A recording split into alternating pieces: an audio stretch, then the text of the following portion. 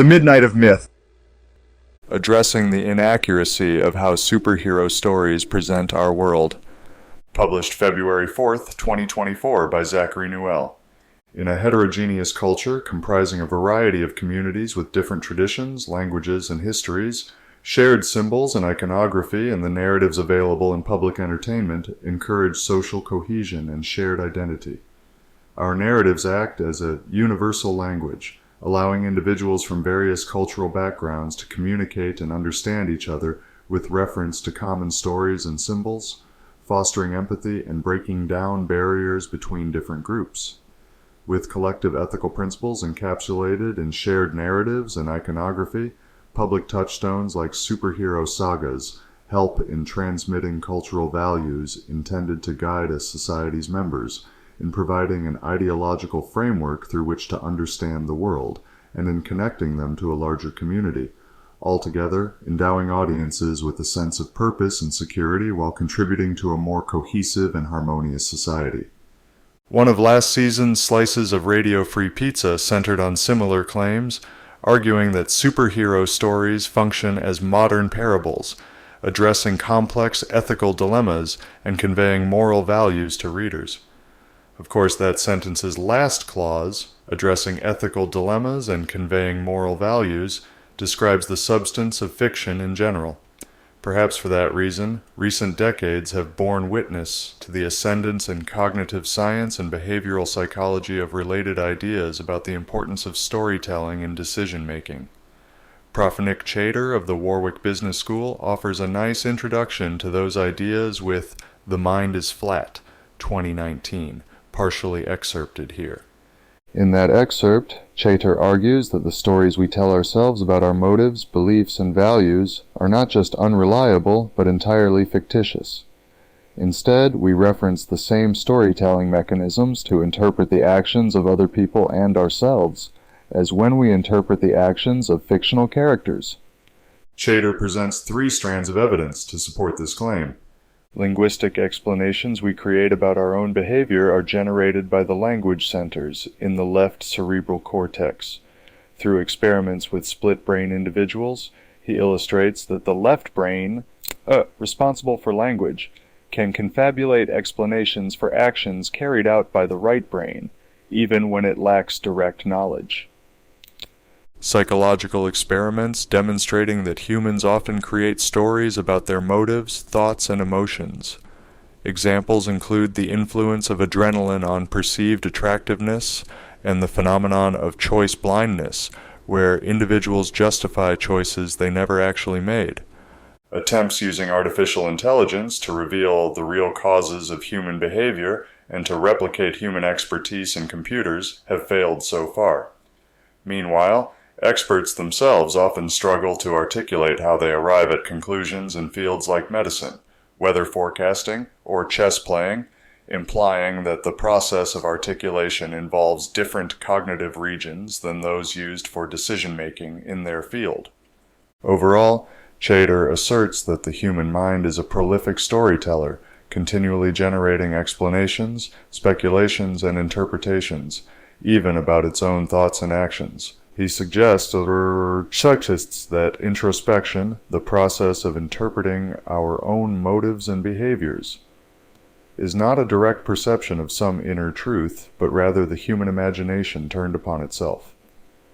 His central thesis is that the stories we tell ourselves about our lives may be as fictitious as the narratives we create for fictional characters, and, importantly, that we construct stories for ourselves according to the same narrative instincts used to interpret characters' motives in fiction.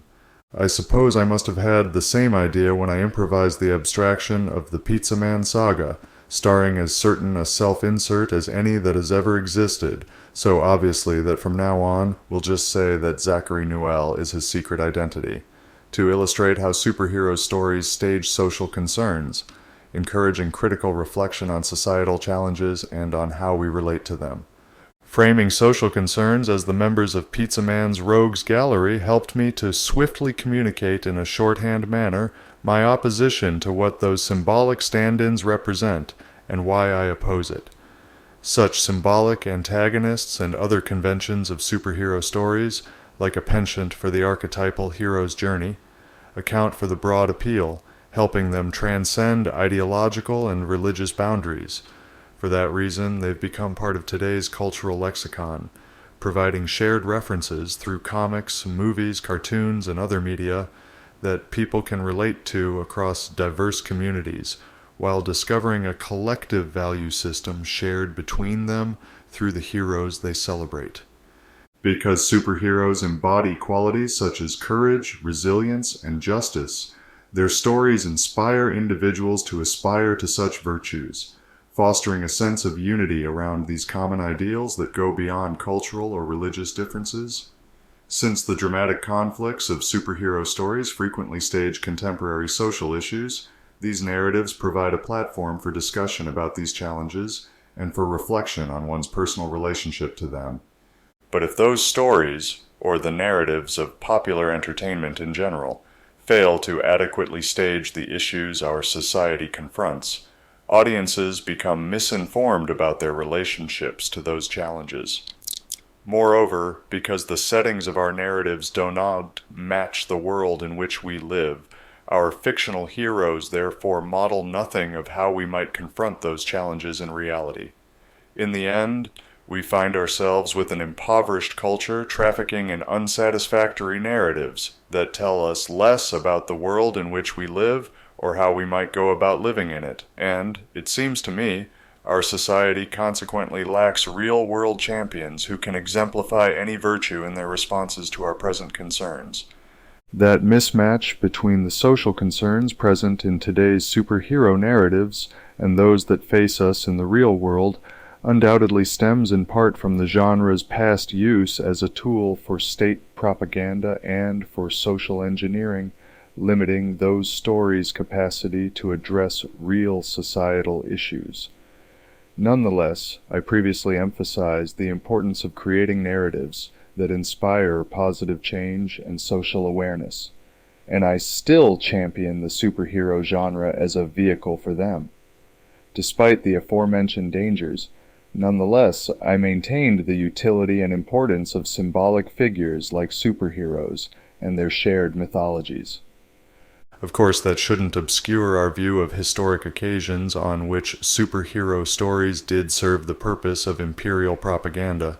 Certainly, Nat Jance's Collective Action Comics doesn't lose sight of it.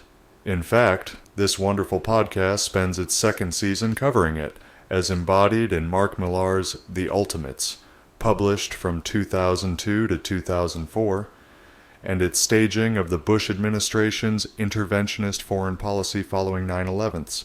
That season demonstrates convincingly that The Ultimates exemplifies how cultural commodities can function to manufacture consent for and stifle opposition against imperialist U.S. foreign policy.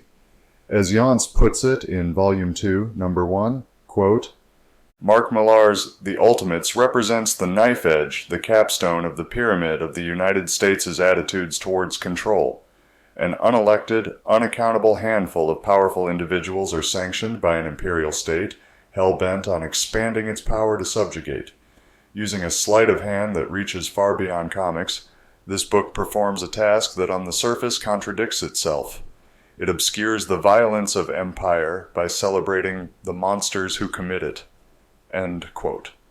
For Jans, it seems that Millar's titular team, featuring Captain America, Iron Man, the Hulk, the Wasp, Giant Man, Thor, and Nick Fury of S.H.I.E.L.D., could be taken as symbolic of the ruling class and the accumulation of its economic power under capitalism. As explained in the same episode, the economic shifts of the 1980s under Reagan in the U.S. and Thatcher in the U.K. removed constraints on corporations and undermined unions, allowing both the further concentration of profits in the hands of shareholders and executives and the further weakening of workers' rights. Since the capitalist mode of production encourages employers to pay workers as little as possible, domestic socioeconomic inequality inevitably results, even as profits further balloon with the imperial conquest of foreign markets under globalized neoliberalism, requiring an increasingly militarized law enforcement to preserve the system benefiting the capitalist class. However, we might also take the ultimates as symptomatic of the popular ideology that supports the domestic industrial austerity and the imperial foreign policy serving the ruling class. In Yancey's analysis, the availability of such a critique reflects the inadequacy of Millar's liberal progressive worldview for addressing the structural imbalances inherent to the capitalist mode of production or the imperialism it encourages. While Millar describes his political stance as, quote, traditionally left of center and progressive, end quote, Yancey argues that a left-right political spectrum obscures the true dynamics of power distribution, which ought to be viewed in terms of a vertical, concentrated power versus horizontal, evenly dispersed power distribution. With no meaningful political movement in the U.S. advocating for a horizontal distribution of power, progressive liberals like Millar, despite potentially noble social goals or anti-establishment posturing, have no critique of the economic system propping up the power structures that produce the very discrimination and inequality which liberals claim to oppose. Or, in the context of superhero stories, they have, quote, no problem representing George W. Bush in unflattering ways, end quote, but neglect, quote, the supreme right of the United States to put together an internationally focused, super-powered paramilitary drawn almost exclusively from weapons contractors and die-hard soldiers, end quote. Such a worldview fails to recognize the importance of understanding imperialism for a comprehensive critique of the U.S.'s self-mandated role as the principal guardian of world security. As Yancey explains, in Volume 2, Number 2, imperialism in the current era involves the extraction of wealth from foreign populations for private economic gain. Quote, although the word empire itself may still evoke images of royalty and despots and insigniaed armies riding horses over hills in straight lines, imperialism today is so much more sinister as a direct consequence of how obscured and obfuscated it has become. Despite this, a simple axiom helps us part the fog. Imperialism is capitalism, writ large. Instead of conquering and enslaving for gold and jewels, empires today conquer and enslave to install social and economic systems that exploit labor and natural resources, appropriated to be sold for profit at huge markups. For instance, Canada today is home to around 75% of all of the world's mining companies. Canadian mining companies own 2 of the 3 largest gold mines in all of Africa. How is this imperialism? The Canadian government has a program called the Canada Fund for Africa, the largest initiative of which is called the Canadian Investment Fund for Africa. The Canadian government has pumped $100 million into CFA in order to privatize African businesses and services, and to accelerate industrial development, and to stimulate and expand mineral prospecting and exploration. Isn't it weird that their now private owners are all in Canada? Might the Canadian owners be why the African workers are still very poor? In this new era of international super-profits, imperialism is defined by economic systems that legally enslave large portions of the population. End quote. Imperialism today, Yancey argues, is essentially an extension of capitalism on a global scale, in which the foreign policy of a capitalist republic assists its capitalist class in exploiting foreign labor and natural resources. I'll add that the example of Canadian government programs working to privatize African industries for Canadian corporate profit interests me for its potential echoes with the Canadian mining in Panama that Radio Free Pizza covered last year. Thus, the state becomes a tool for class oppression, as Lenin observed. But figures like Mark Miller, despite expressing anti-establishment sentiments, may still fundamentally operate within a liberal framework that fails to recognize these economic dynamics. While the popular understanding has it that Millar challenges traditional superhero narratives and deconstructs the superhero genre, exploring complex themes and moral ambiguities, while deviating from the conventional portrayal of superheroes as purely virtuous figures in favor of darker, more flawed depiction. The absence of any economic critique means that Millar's provocative reimagining of iconic characters still serves the interests U.S. imperialism. Certainly Jans finds that as regrettable as I do. In Volume 2, Number 3, he reflects on the, quote, deeply uncynical love for superheroes, end quote, that numbers among the few affections that he and Millar seem to share. Quote, I love them to my core. The child in me can connect to the comforting simplicity of having the right power for the job. There's a reassuring joy in the party that's objectively correct, absolutely wailing on an adversary of unquestionable evil and winning every time. They fit, however messily, into the slots carved for them by writers and artists and complete a tableau of conviction and integrity. In a word, they are symbols. Any team of writers and artists can take over any superhero book and generate content, if you will, regardless of the relationship those characters or those creatives have with an audience at large. Some writers love superheroes, and some writers merely use them. Mark Millar loves superheroes. In my opinion, it's Mark Millar's love of superheroes that translates to his trusty utility belt of symbols. Millar understands the power of conveyance and implication that symbols have, end quote. But with his shallow understanding of economics and geopolitics, Millar's narratives deploy those symbols in ways that reinforce the ideology justifying imperialist extractions abroad and police state measures at home.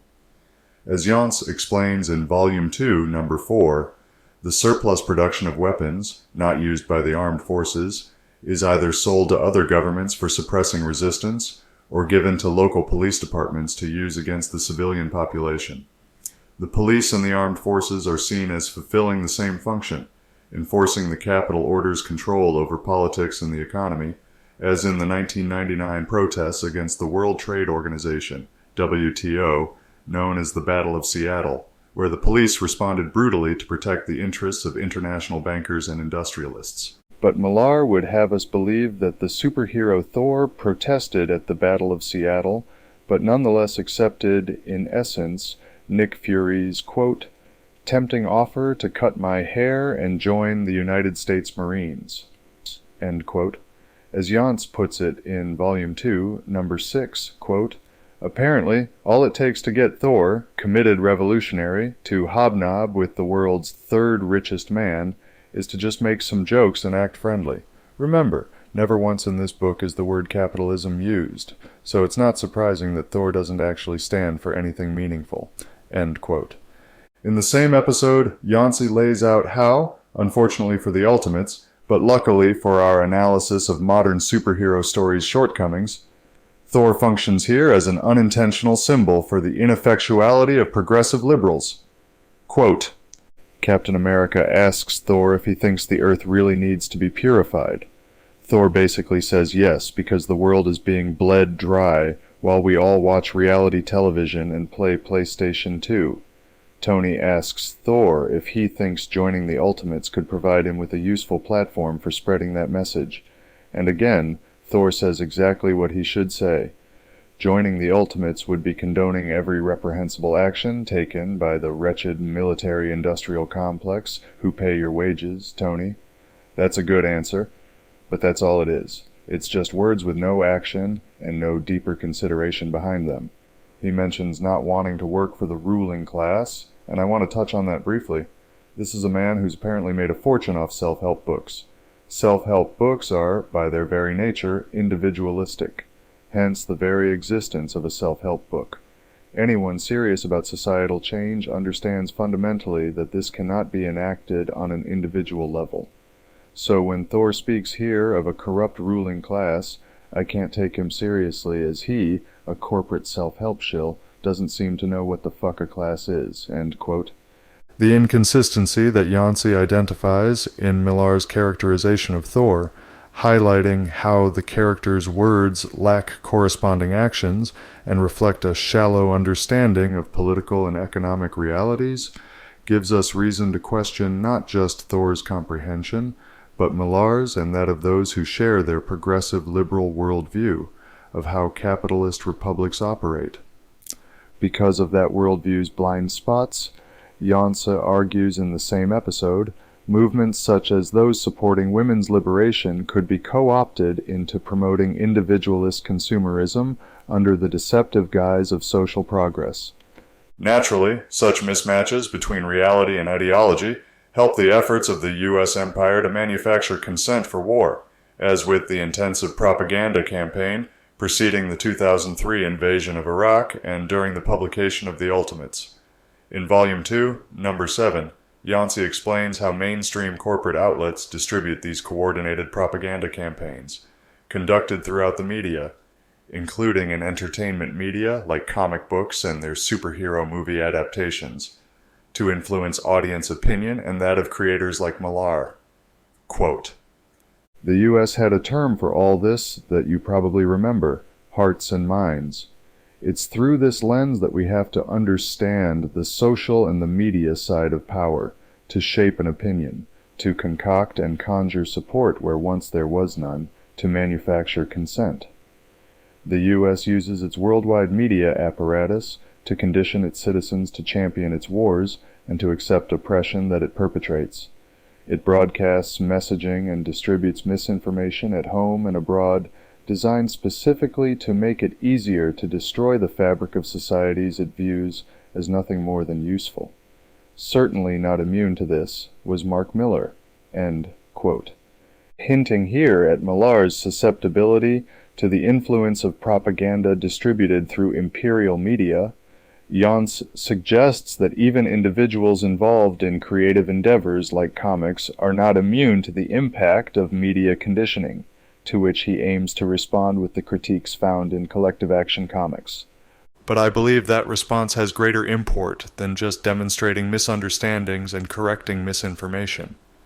In fact, I argue this line of thinking goes some way toward outlining how we can rejuvenate the shared narratives through which a heterogeneous culture finds social cohesion and group identity. As I see it, the mismatch between the world inhabited by the heroes of our shared narratives and the world in which we live each day has catastrophic results for the society operating within a culture trafficking in mismatched narratives. For this reason, it seems to me, those of us living within the empire, or within that imperial culture's sphere of influence, have been left with fewer real-world heroes, whom have had enjoyed less opportunity to observe characters acting heroically in a world governed by forces matching their own. On this note, Yancey discusses in Volume 2, Number 8, how, using warped justifications for imperial violence according to notions of good and evil, seems to have left those in the empire with nothing to stand for beneath our symbols, and quotes the prominent Iranian cleric Shahab Muradi on the January 2020 assassination of Major General Qasem Soleimani, ordered by then-President Trump. Quote, "In your opinion, if anyone around the world wants to take their revenge on the assassination of Soleimani, who should we consider to take out in the context of America? Think about it. Are we supposed to take out Spider-Man? And SpongeBob? They don't have any heroes. We have a country in front of us, with a large population and a large landmass, but it doesn't have any heroes. All of their heroes are cartoon characters. They're all fictional. This objectively sick burn cuts right to the core. When was the last time you heard of anyone in the U.S. government actually accomplishing something good for the people, something pure and unfettered by compromise, or not justified by tortured statistics?" End quote. In Muradi and Yancey's views, the immorality of U.S. foreign policy comes naturally paired with a scarcity of heroic figures in modern American society. This, I argue, proceeds as an inevitable consequence of our cultural narrative's failure in authentically staging the material realities of our world today, and, more significantly, the ideologies that produce them. Maybe nowhere is that failure more obvious than in the origins of Captain America. Created by Joe Simon and Jack Kirby, the character debuted in 1941 after the U.S. had entered the war against Nazi Germany as a symbol of American patriotism and resistance against the fascist powers. His early comic book adventures vividly depicted him punching Adolf Hitler in the face, making a bold statement against the real-world menace of Nazi Germany. Captain America's role as a superhero and propaganda tool during this period reflected the spirit of the times, providing a fictional champion embodying the fight for freedom and justice during a critical chapter in history. But unfortunately, Captain America's origin story obscures the true relationship between the US and Nazi Germany. Lucky for us, though, Collective Action Comics takes pains to clarify it. In Volume 2, number 12, Janse gives an account of how Imperial American finance funded the Nazi German war machine. Delving into the historical context of Nazi Germany's industrial rise and its connection to foreign capital and exploited labor, Janse specifically highlights the role of an organization familiar to Radio Free Pizza aficionados, the Bank for International Settlements, BIS, not just, quote, integral to Germany's looting of our countries it conquered, end quote, sir, but in channeling British and U.S. money into German corporations like IG Farben, enduring in part as Bayer following its post-war reorganization, and Volkswagen before the conflict began, in contributing to Germany's rapid militarization, and connects this funding to the broader theme of international capital's collaborations with fascist regimes. Corporations such as Standard Oil of New Jersey, the Chase Bank in Nazi-occupied Paris, Ford Motors, and the International American Telephone conglomerate all engaged in profitable dealings with the enemy during World War II. In fact, Janse tells us, quote, President Franklin Roosevelt himself signed the Trading with the Enemy Act only 5 days after the Japanese attack on Pearl Harbor, specifically so that the U.S. entering the war would not disrupt the flow of international capital, end quote. Unsurprisingly, that foreign capital, which could freely cross battle lines, had taken advantage of the forced labor and industrial austerity that constituted economic policy even in peacetime Nazi Germany. Doing so, Janse tells us, involved implementing the brutal methods of factory production developed by Charles Badeau, an American systems designer in Nazi-controlled areas of Europe. That, of course, showcases the collaboration between American corporations and the fascist regime in exploiting those occupied areas' workers.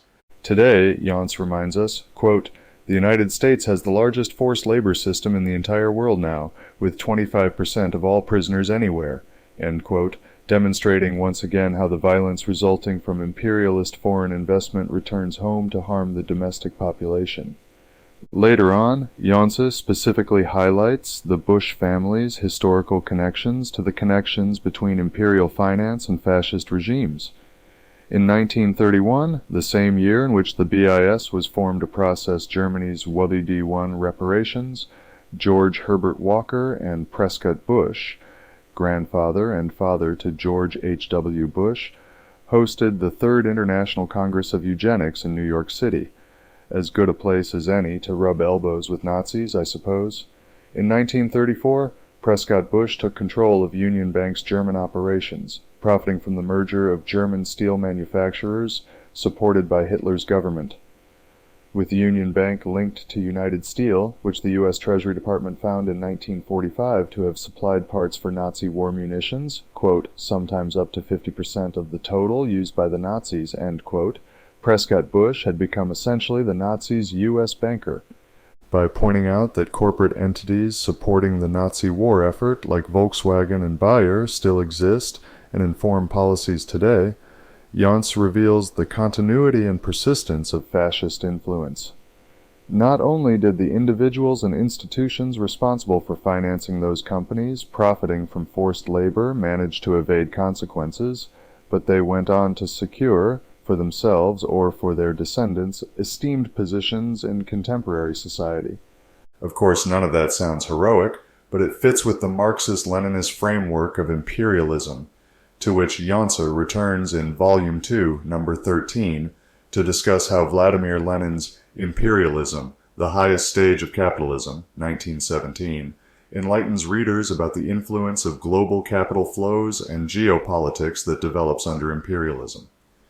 In that influential essay, Lenin argues that in response to a surplus of capital in developed countries, corporations seek increased profits by exporting capital to underdeveloped nations with low wages and inexpensive resources. Capitalism's inherent drive for profit maximization leads to monopoly capitalism, where a few corporations dominate industries and a concentration of financial power in fewer banks, which increasingly control the finance capital used in industry. Lenin contends that imperialism, the extreme of capitalism, arises as finance capital takes control of military might, technology, media, and social manipulation. The export of this financial control becomes more crucial than exporting actual goods. Jans explains further how, in the post-World War II era, capitalist powers within the United States have leveraged the nation to establish control over the world's economic affairs through, if I may add my own gloss, the country's influence over the World Bank, International Monetary Fund, and the petrodollar system, among other useful levers like the World Trade Organization, the World Economic Forum, and others that Radio Free Pizza hasn't yet had time to cover, marking the pinnacle of imperialism. Accordingly, it's worth asking, what can we do about it? Jans explores that question in the conclusion of the same episode and identifies a significant obstacle.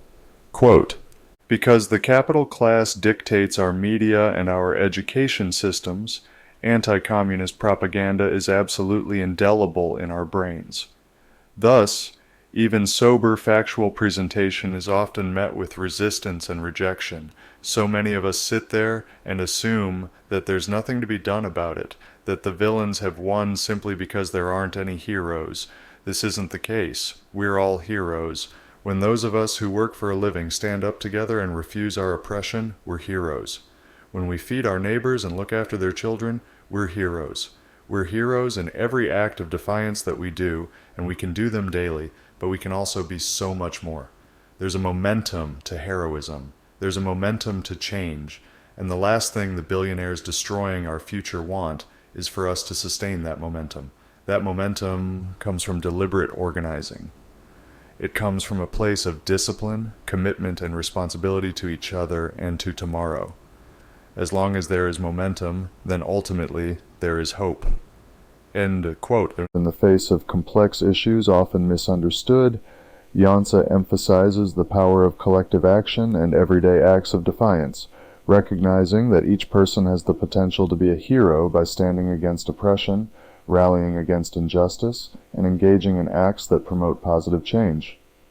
Mass movements for popular liberation from the capitalist mode of production require a sustained momentum that builds more easily when people organize deliberately, commit to shared responsibilities, and challenge the forces that threaten their futures. As long as there is resistance and momentum, Yancey maintains, hope persists in the fight against those who jeopardize happiness, lives, and the planet. And with that idea, Collective Action Comics' second season comes to a close. Jans's season-long examination of the ultimates through a Leninist lens underscores not just the pervasive influence of global capital flows on geopolitics, but on the use of entertainment media as propaganda to excuse, justify, and manufacture consent for military adventurism to benefit international finance. Such are some of the potential pitfalls, I argue, that arise when our popular narratives fail to align, or intentionally obscure, real-world issues and their economic contexts. For that reason, it's important to analyze the degree of authenticity with which superhero stories represent societal challenges. The genre's historic function in propaganda demonstrates its usefulness for shaping public perceptions. For example, only through omitting the intricate connections between American finance and Nazi Germany could any writer stage the symbolic representation of the United States as an uncomplicated protagonist with a fundamental opposition to any fascist antagonist. Whether those real-world complexities are included or omitted has profound implications for how superhero stories impact society. As modern mythological figures, transcend cultural boundaries and provide a common ground for diverse communities. Superheroes hold immense potential for fostering social cohesion, can only be honestly realized if their stories faithfully stage the world in which we live, the material conditions that appear in it, the mode of production responsible for them, and the imperial conquest that this encourages. Without that faithful staging, the narratives of popular entertainment fail to authentically mirror the complex issues of our society, raising concerns about the potential not just for misinformation, but for preventing genuine role models from developing in the real world. After all, the aforementioned Chater's insights into human storytelling reveal the profound impact of narratives not only on our understanding of the external world, but also on the construction of our internal realities. It stands to reason, therefore, that narratives featuring protagonists who embody virtues like courage and a commitment to justice will prove more inspiring, will indeed give audiences a more intimate understanding of how a person behaves when heroic motives guide them, the more faithfully they represent that external world and the forces acting on it. That inspiration alone, the impulse to aspire to higher ideals, fosters a sense of unity beyond ideological and religious differences. But for that shared impulse to unite us, the source of its inspiration must recognize what truly divides us. In the end, the disconnect between the fictional settings of our narratives and the real-world challenges we face represents a significant obstacle to addressing our collective concerns. We can attribute this misalignment to the genre's historical use as a tool for state propaganda and social engineering, which, certainly in the case of the Ultimates anyway, limited its capacity to authentically address societal issues. But despite the dangers and historical baggage, writers and artists today would do well to recognize the superhero genre as a vehicle for narratives that inspire positive change and social awareness. That, of course, comes with the responsibility of exploring concepts of vast dimensions, like the mode of production according to which our society has organized its industries, or the imperial extractions, military adventurism, and war profiteering following from it, or the political ideology guiding creators of the media content commercially available within that society, or what that content's narratives contribute to the contemporary culture of those audiences who consume it. But only by meeting this responsibility can creators develop narratives that not only entertain, but also enrich our understanding of the world, providing a cultural lexicon that speaks to the diverse tapestry of our global society. Through thoughtful storytelling and a commitment to authentic representation, the superhero genre can continue to evolve as a dynamic force for fostering a more cohesive, harmonious, and purpose-driven society, with entertainment capable of inspiring real-world heroes to address our world's pressing issues. Symbols, narratives, and iconography have an immense capacity for sustaining a shared culture, helping individuals to discover collective values and find common ground in a heterogeneous cultural landscape. But for superhero stories to fulfill that purpose, they must do more to illuminate that landscape, to chart it more accurately, and to better indicate the forces shaping it.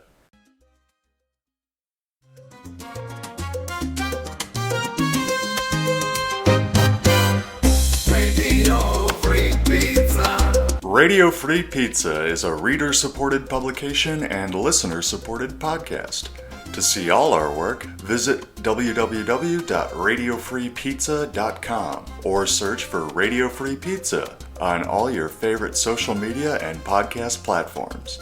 You might even find a button to click that says subscribe. And if you're really lucky, it will let you leave a review.